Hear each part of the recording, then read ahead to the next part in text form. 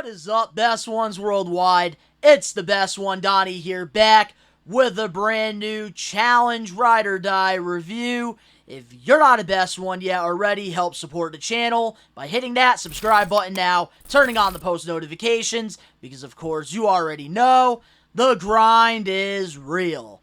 And I apologize for not having this review up so soon. My DVR on YouTube TV has been acting up, so I did not really get the opportunity to watch the challenge right away, so that's why this video is coming out late. But I think I solved the problem, so moving forward, I should be having these reviews up on Thursdays. So with that being said, let's get into this review.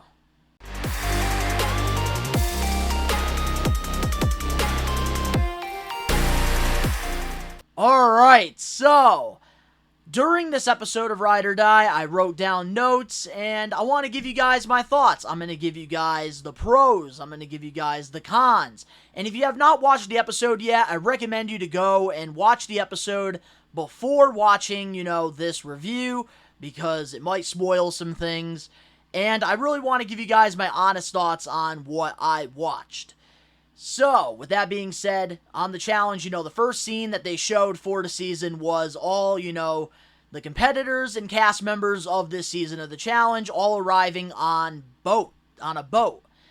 And, of course, they were introducing some of, the cast members and stuff, and here was one of my first cons of this episode. When, they introduced Nary, who was Nelson's partner for Ride or Die. I wish they kind of showed their history, because if you, follow Ari the One, or if you follow X on the Beach, you would know the history of the two, and I feel like they should have definitely shown some clips of them in the past, and, I like that. In, the beginning of seasons, I think Survivor, they do this all the time, where, because a lot of these guys and girls aren't on reality TV, so they really, show you an inside look at, their lives. And I feel like if you're going to introduce new people to the challenge, you need to show what they did in the past. And I feel like with that, they never really gave us that with, Nary and Nelson. And same with Turbo, because this was, the first season Turbo's been back since War of the Worlds 2. So I kind of wish they really showed some history there, just for the new fans, because the challenge franchise has definitely grown a lot, and I feel like that history, it needs to make sense. You need to visually show it for people. It's just a little, critique I had. But besides that, the first, altercation we got of the season, Turbo and Laurel, which, damn, it was all over a drink. Typical challenge. Always something so stupid that, a fight starts off, and Laurel and Turbo already started fighting. And then Devin, oh my god. I recorded my reaction to what Devin said in his confessional, and it was hilarious. Roll it. The only way that I can describe him is that he's the worst wedding invitation of all time. Don't bring him to your celebration, because he will ruin it just with his vibe. I will see you guys in elimination. How you gonna go elimination? Of course. Man, Devin is already starting off friggin' these confessionals with straight heat, and I love it. And that's one reason why I'm a Devin fan on the show, because he has some of the best confessionals out of everybody. He brings entertainment to this reality show. Not everybody has to be a meathead on the show. And Devin brings that entertainment side of it, and he definitely did that right away by making a joke about Turbo. I thought it was hilarious. And I just, in my mind, when I was watching this whole altercation go down at the boat, I was just trying to, friggin' think that Turbo just needs to shut up, because the game hasn't even started yet, and this guy's already freaking telling people, you want to meet me in elimination? We go in elimination. You want to avoid elimination at all costs, Turbo. But he's back, and I know a lot of people have been giving backlash on him coming back. Oh, he should have still been banned. This and that. All these, challenge accounts. Here's what I think about that, alright? We need to have diverse cast members. Not everybody we have to like on the challenge. But we need to have people that have different views. We need to have people that are going to bring something different to the table. And I think that's why I was excited when they announced Turbo and, Jordan and Johnny Bananas on this season, because they always bring something different. And I feel like that's why the spy theme for the challenge, was not really that good. Double Agents, Spy Lies, and Allies wasn't that good, because the casts were just all just the same. It was pretty much Big Brother and Tori running, and Devin running the house. There was nothing else to it. And I think, you need to have Turbos on the show. You need to have Bananas. You need to have Karas and Paulies. And that is like what I'm trying to say here. And when people are saying, oh, Turbo should still be banned, I think you're wrong. And you have to realize that this is a reality show. We can't all be holding hands and friggin' skipping around the challenge field, alright? TJ Lavin would not like that. Just like quitters. Another thing that I do gotta say I really like, and they haven't done this in the last couple seasons, I love how they were showing all the competitors and cast members entering the house. We have not gotten this in such a long time, and as an OG challenge fan, I loved that. When, all the competitors and the challengers all arrive into the house, they all friggin' run, they pick their rooms, and then you had Nelson do the toast. I know it wasn't Johnny Bananas, but still, we got the toast finally after, I don't even remember what season. I think it was friggin' Dirty 30 was the last time we got a friggin' toast. And we know they do it every single time they're at the challenge house, and they finally showed it. That's the stuff that I was talking about in my predictions video. I think that we need to get more reality stuff shown, and I think that them, showing what was going on the first night, that is what's been missing on this show, and which is why I think I really enjoyed this first episode of Ride or Dies, because we need to just not show the competitions and all these cool cinematic freaking explosions. We need to show, like, the reality side of things, because at the end of the day, the challenge has always been a reality show. Damn, I'm just spitting facts and heat.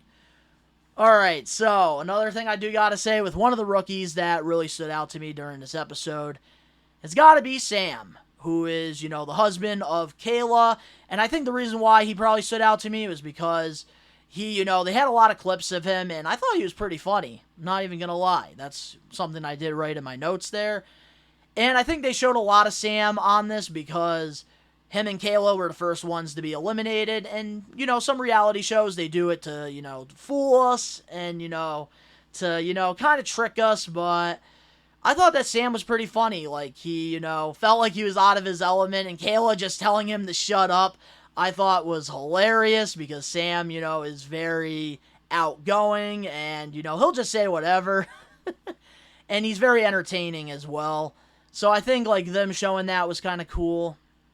Also, I do like how they were showing, the romance drama, the first romance drama of the season with, Nurys and Johnny. Them two are, hooking up, and Raven, who is, Johnny's partner, was not happy at all about that, and, they were showing some, tension there, which I like. I like how they're showing reality stuff in the house, because sometimes, on some of the seasons, they don't air this stuff, and they just, keep it hush, and then, the challenge gets some negative feedback. So I'm kind of glad they're actually showing it, which is good. Which, definitely could lead to something later on. So the next thing we had after, all the romance drama going on, we, get into our first daily challenge, with all the competitors, trying to be safe and not try to go into elimination, and we all know the reason why Casey and Kenny are now, not on the show right now. They're going to be gone for probably an episode or two. It's because of, having the virus, COVID-19. And the thing I did not like was there was no explanation. Pretty much TJ was just like, Casey and Kenny, they're not with us right now. They'll be back soon. I did not like that at all.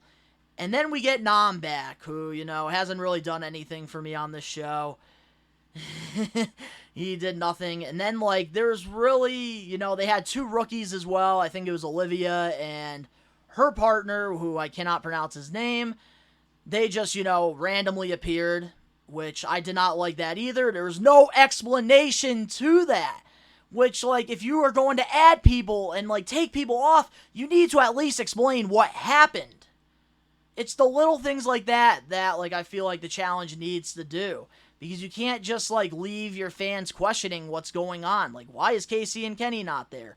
Even though, the real fan, like, like the maniac fans of the challenge know what's going on, because of course you guys follow the spoilers and what's going on, and you read all the stuff, so you guys know what's going on, but the average viewer doesn't know what's going on. And I feel like having no explanation, I think that was stupid. Also, I gotta say, the winner of so in this daily challenge, pretty much, we saw, Johnny and Raven, a rookie pair, win, the first daily challenge. And in my mind, Oh boy.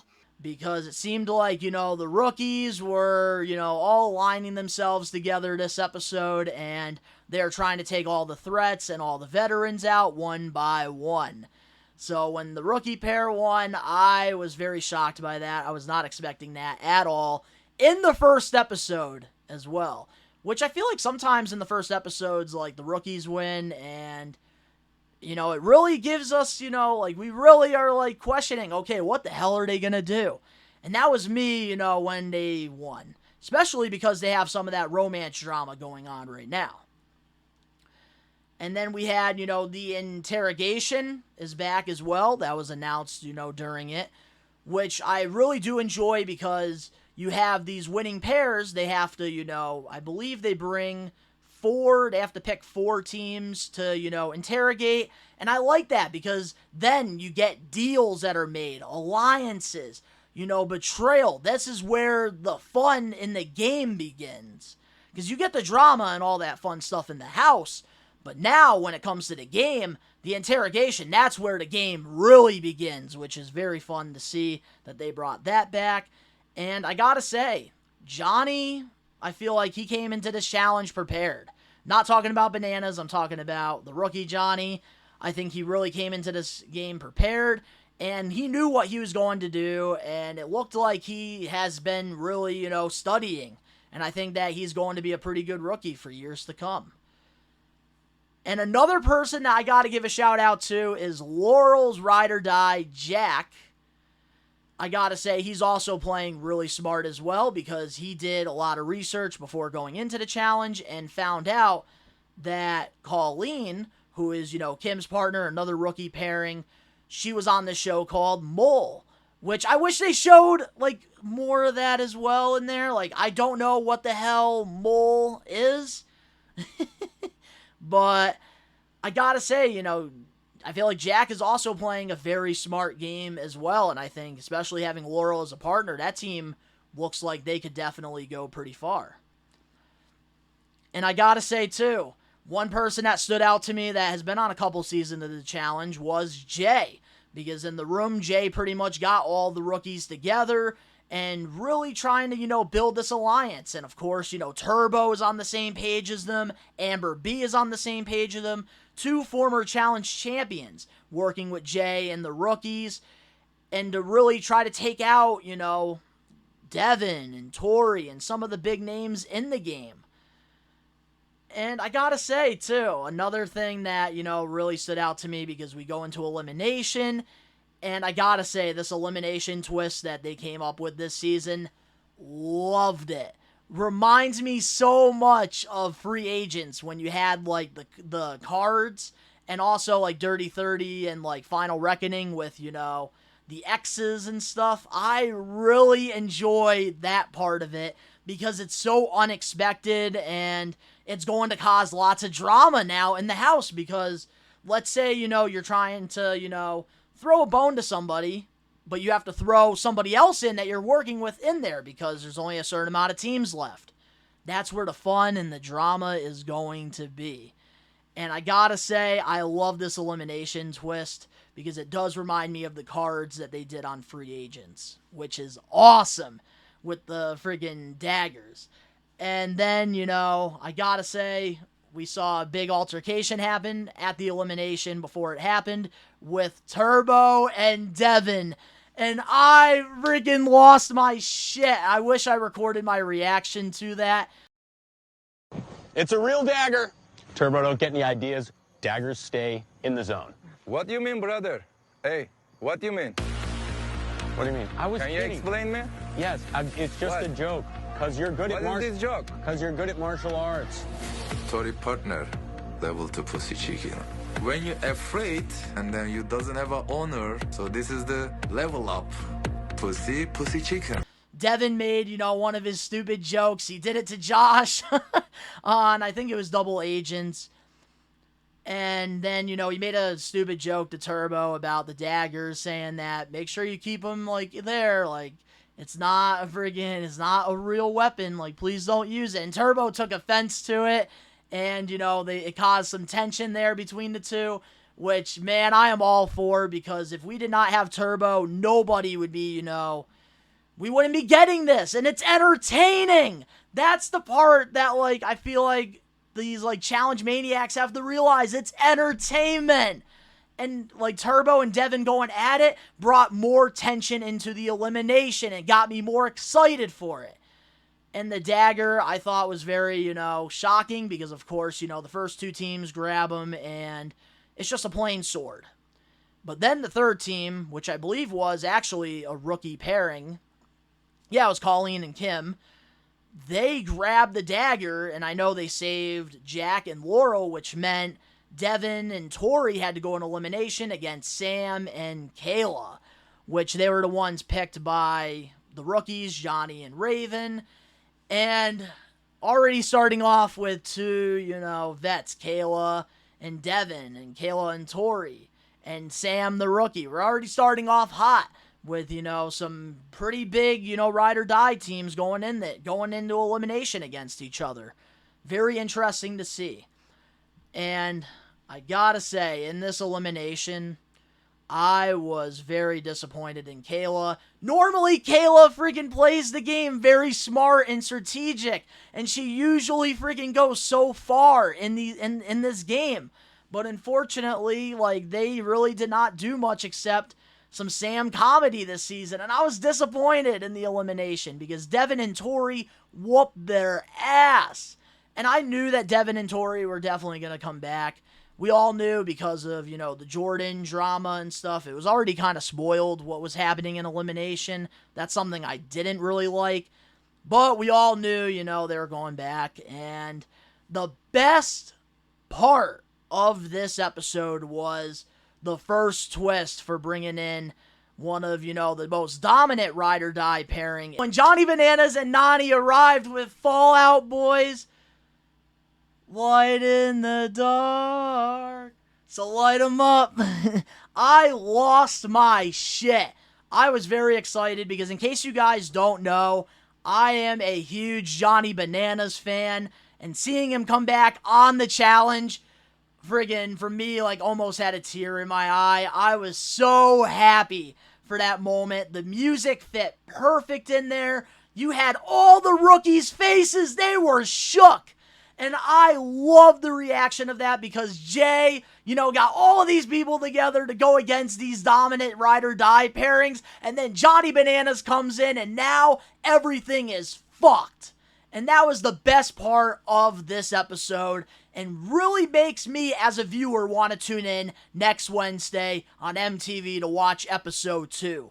But guys, let me know in the comment section below what your guys' thoughts were on the first episode of the Challenge Season 38, Ride or Dies. If you enjoyed this, smash that like button now. If you're not a best one yet, subscribe, turn on the post notifications. Links down in the description below. Follow me on my social medias and other YouTube pages. All that down below. And of course, to all the best ones out there worldwide, we are taking over. Peace.